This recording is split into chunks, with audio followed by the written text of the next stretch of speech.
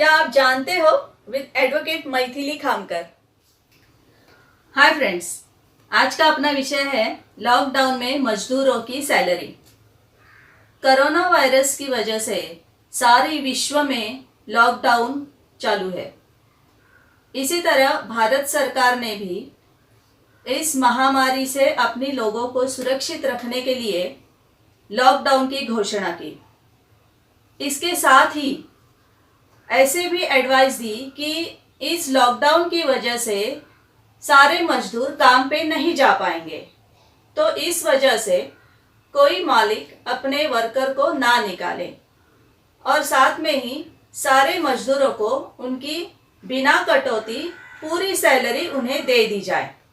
और उसके बाद ऐसे नोटिफिकेशन सारे कंपनीज को गवर्नमेंट ने भेज दी। इसके बावजूद कंपनी ने मजदूरों को निकाला। कई मजदूरों को कटौती के साथ सैलरी दी, कई मजदूरों को सैलरी ही नहीं दी।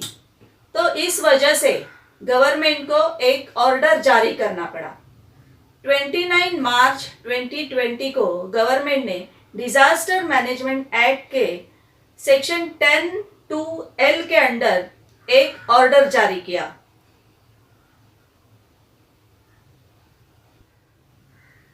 तो क्या है ये डिजास्टर मैनेजमेंट एक्ट का सेक्शन 10(2)(L)? तो सेक्शन 10(2) में गवर्नमेंट को ऐसी पावर दी गई है कि वो डायरेक्शंस गाइडलाइंस दे सकती है ऐसी आपत्ति काल में, और उन डायरेक्शंस और गाइडलाइंस को फॉलो करने के लिए रिस्पॉन्सिबिलिटीज दी गई है।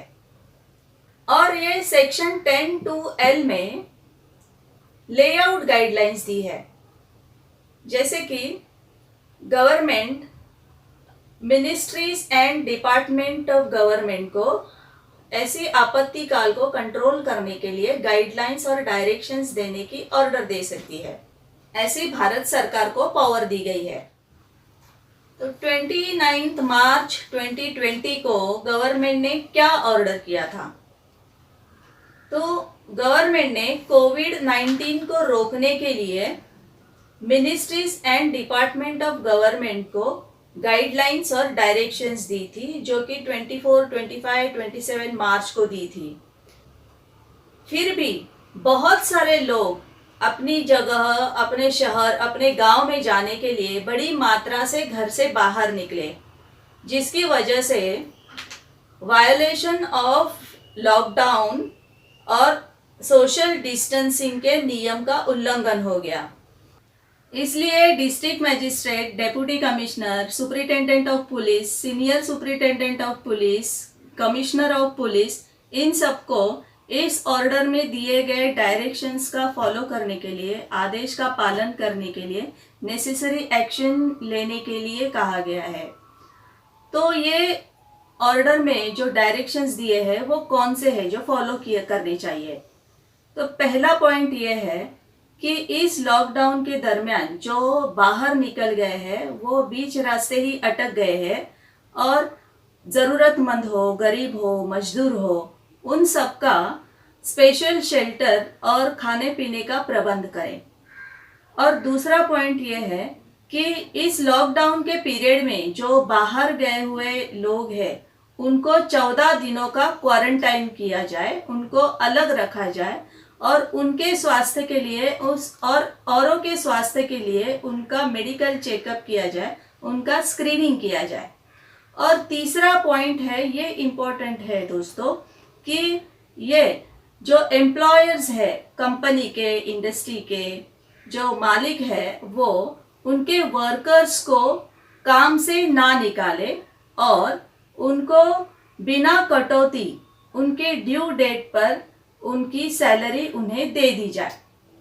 और उसके बाद यह है कि जो मजदूर या स्टूडेंट या पीजी वो अगर किराए पे रहते हैं तो उनका लॉकडाउन के पीरियड में उनसे किराया ना लिया जाए, और अगर लैंडलॉर्ड उन किराएदारों को जगह खाली करने का फोर्स करता है तो इस एक्ट के अंतर्गत उनके खिलाफ कार्रवाई की जा सकती है।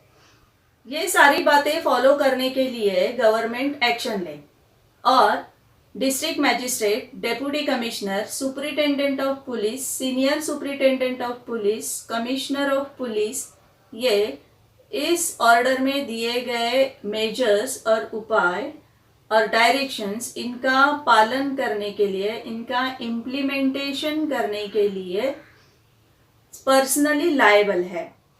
ये कंप्लेंट हम कहाँ कर सकते हैं? तो ये कंप्लेंट हम लेबर मिनिस्ट्री ने 20 कंट्रोल रूम हेल्पलाइन नंबर दिए हैं। यह हेल्पलाइन नंबर आप लेबर मिनिस्ट्री ऑफ इंडिया की वेबसाइट से डाउनलोड कर सकते हैं।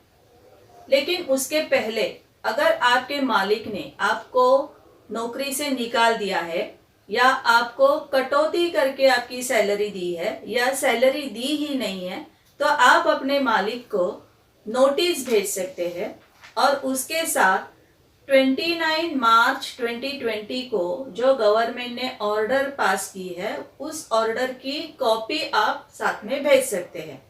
तो आप उसको व्हाट्सअप कर सकते हैं या मेल कर सकते हैं या रजिस्टर एडी से भेज सकते हैं या कुरियर कर सकते हैं।